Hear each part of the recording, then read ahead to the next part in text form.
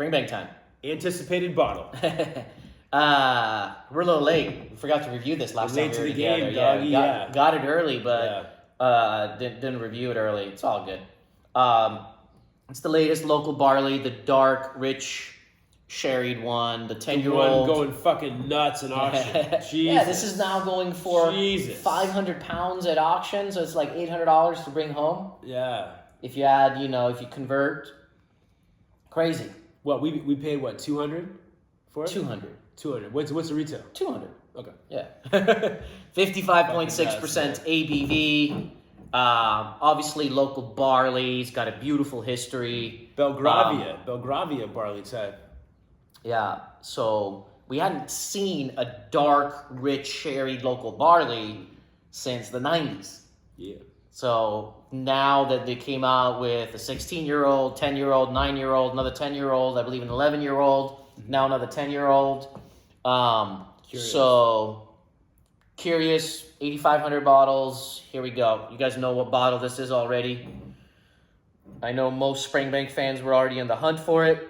An Oloroso, right? It's a good question. Doesn't say, I don't think. I don't know what it is. Just share it. Yeah. $8,500. 85 100 bottles. 8,500 bottles, yeah. So it could be a mix. You never no matter what. It just says matured no cast. Matured no cast. Yeah. But I thought I saw somewhere Oloroso, but who knows? Yeah, you guys can check it out. Yeah. Anyways, on the nose, thing's been breathing for a good 20 minutes. Mike, this is, I didn't know what to expect. I was hoping not to get like a really dirty style, little overly sulfured style. That was my concern. And I'm happy to say that this is not a super dirty kind of whiskey, right? It's got beautiful sherry notes. It's got Springbank characteristics in there. It's got a Springbankiness. It's definitely got a funk, right? It's got a deep funk. Oh, yeah. It's got that muskiness. It's not, I wouldn't call it like, it's definitely not sulfured like dirty cabbage or rotten egg. It's more like, but I do get a little bit of that like gunpowder? Slight gunpowder pencil shaving. Got it. Slight. It's not offensive. And the more you let it breathe, the more it goes away. Yeah. But yeah, a little bit of gunpowder. You're always more sensitive to that than I am. Yeah. Like I have to, like when you said it, I have to dig for it. Yeah. To get a tiny bit of it. And it is just, especially once you let it breathe, it is a small amount, but there's a touch of it. Yeah. I get endless fucking cooked strawberries and Oloroso fucking goodness, whether it's Oloroso or not. Yeah. With Springbank funk, coastal, light peat, nice little grassy moss. Yes. It's got a grassy kind of element to it that adds to like that musky kind of a funk. Mm-hmm. Kind of like and like you said, what's unique about it is it's got bright fruits and it's got like molded down dry like cooked down fruits as well, right? Yeah. From that Belgravia barley from Glen Craig's farm. Yeah. Local barley. Absolutely. It's got the figs and the dates. It's got like blackberries. Raspberries. Yeah. Yeah. Raspberries, black currant, red currant. Like basically from red to black. Yes. Red and then to dark fruits. Beautiful. It's got this like kind of like a holiday kind of a cake element to it, like ginger spice cookies, Sure. the ones that are more like molasses heavy, Right. European style. Mm-hmm. You like European style gingerbread? Yeah. Yeah, some nice spices, herbs. Yes. It's got that deep molasses. It's got cola for sure. Oh yeah. It's got that musk, that grassy funk that you mentioned. And then raspberries, the black currants, blackberry, that element to it as well. I'm not quite getting to like honey mustard, No. but like peppercorns and some Yes. nice herbs and spices, Yes. but honey. Yes. Honey with some nice beeswax. Yeah. Yes. And I'm not getting full balsamico, but it's kind of approaching to that kind of a thing. You can also argue hints of like a little bit of like soy sauce, like Japanese kind of like The same sauces. thing. Yeah. Yeah. Doing the same. Yeah. Getting Because into it's like got that like saltiness, but it's not so much like a salted caramel. It's almost more like a soy sauce kind of a saltiness. Yeah. Mix that in with the fruits and other elements. Mm. It's very nice. This ended up being better than I thought it was going to be. I know expectations were extremely high. I was not expecting it to be, you know, a superstar. I don't know. I'm not saying it is a superstar, but it's very good. Yeah, because like the the honey, the sweetness combined with the peppercorns and all the herbs and exotic spices, and yeah, it creates like interesting like soy sauce and yeah, almost like balsamico, like soy sauce and different sauces, like almost like a bordelaise, like a steak sauce. Does have a meaty character to it as well. You mentioned steak, and already like I can taste that sauce on the steak. I kind of want to make a steak sauce out of it. The cola element, I've had this whiskey probably like 5 times now. The cola element, sometimes I really get it, sometimes I don't get it that much. It's kind of going back and forth. I actually enjoyed this the most the first time I nosed it because I was getting pure cola and it was magic. It was freshly opened, and I'm not getting that pure cola element, but I'm always going to remember that cola element of this, especially from the first nosing. It was tops. Yeah, that's more in the background right now. Definitely more in the background. Exactly. It's there, but yeah, it's not pronounced. Yeah, and when I put it down and I go back to it, I do get hints of that gunpowder pencil shaving element, and it's not offensive at all. Some people you could argue that it adds to it. Getting a little bit of light, like forest mushrooms as well. That's the funk, right? The grass, the mushrooms. Like kind of like on the barley farm. Kind of like those molded down fruits. We always say use the word mold when like the fruits are like overly cooked, right? Right. Yeah, like kind of funky, molded down, like rusty fruits. Yeah. Exactly. Rusted fruits to the pan. Exactly. Definitely is a little rust here. Complex. Awesome. Complex. Yeah. Very nice. Palate? Palate. Interesting.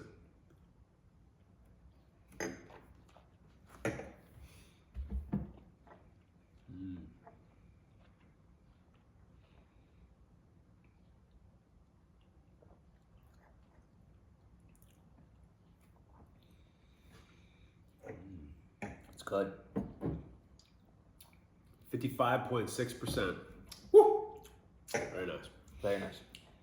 Always a little different every time I have this. Yeah. Well, it changes. When a whiskey is fairly complex and it has a lot of elements, it is constantly going to change. Sure. And we're also changing too, right? What did you eat today versus what you ate last time you had it? You know, well, you never eat anything, but normal people. I should say, what did you drink today? Right. What did you drink before you had it, exactly. So that element, and you know, when a whiskey does have a lot going on, and what you ate, you know, like I'm lately noticing, like I'm taking a lot of vitamins lately. I didn't take them today because we were doing a tasting. That definitely has a huge effect. So many different things that we do, right? How hydrated are we? How much did we sleep? All those things. But yeah, very nice on the palate. It kind of resembles the nose fairly well, fairly accurately. I don't really feel like repeating too many of the things. I'm trying to see what's necessarily different. Maybe add a little chocolate on the palate, a little bit of leather on the palate. I get cola. I get a little bit of that gunpowder. I get a little bit of that funk, the mushroom, the grass, the soy sauce, the meaty elements,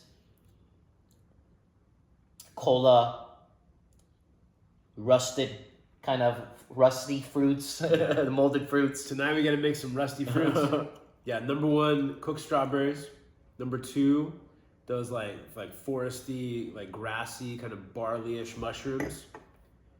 And number 3, like a little more salt and coastal than the palate, or than the nose, sorry. But yeah, overall, yeah, pretty damn good translation from nose to palate. Pretty damn good. 3 drops in yours and 2 in mine. You have a little more in your glass. Great fruits, honey, beeswax.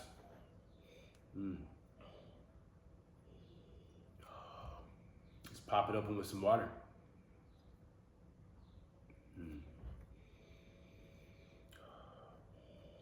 Definitely makes it.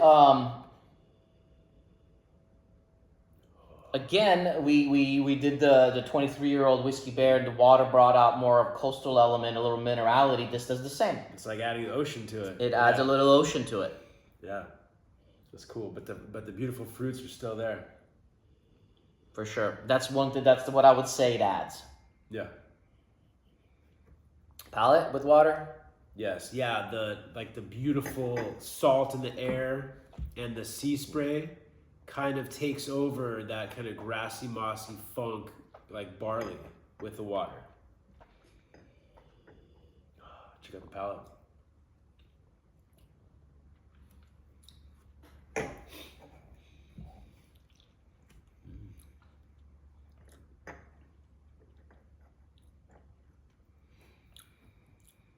Yeah, palate fairly the same. A little bit more of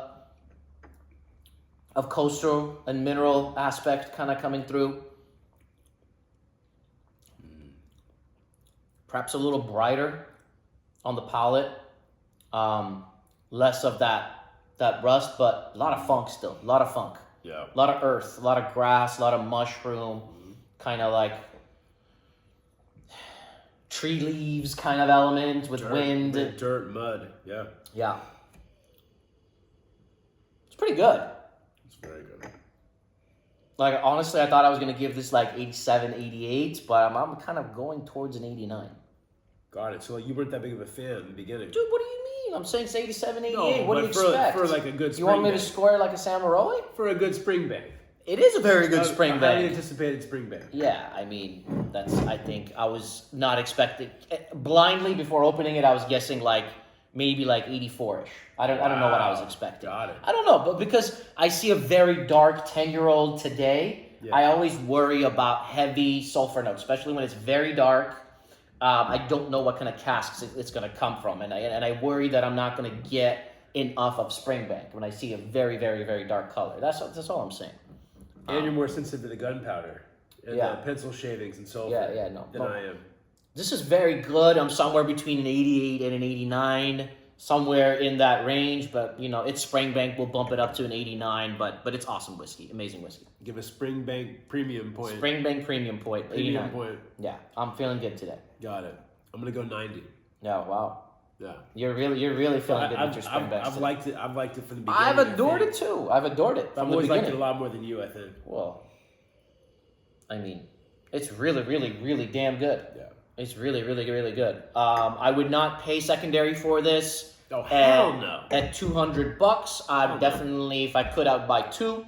Yeah. Even if this was $300 because of the collectability, even if it was like $350, I'd buy one if I didn't have one, just because I'm willing to overspend on bottles like this. I want it in the collection. And you know, it is a really dark local barley Springbnk. There is, you know, an aspect to us. We have a very large Springbnk collection. We need it in the collection. So one of those things. But yeah. Anyways, maybe we should have brought out a more older local barley to compare, but different review. Next time. Yes, sir. All right, you guys. Subscribe if you haven't. It's always appreciated to see our subscriptions go up. I know we don't release a lot of videos, so YouTube does not help us on that aspect.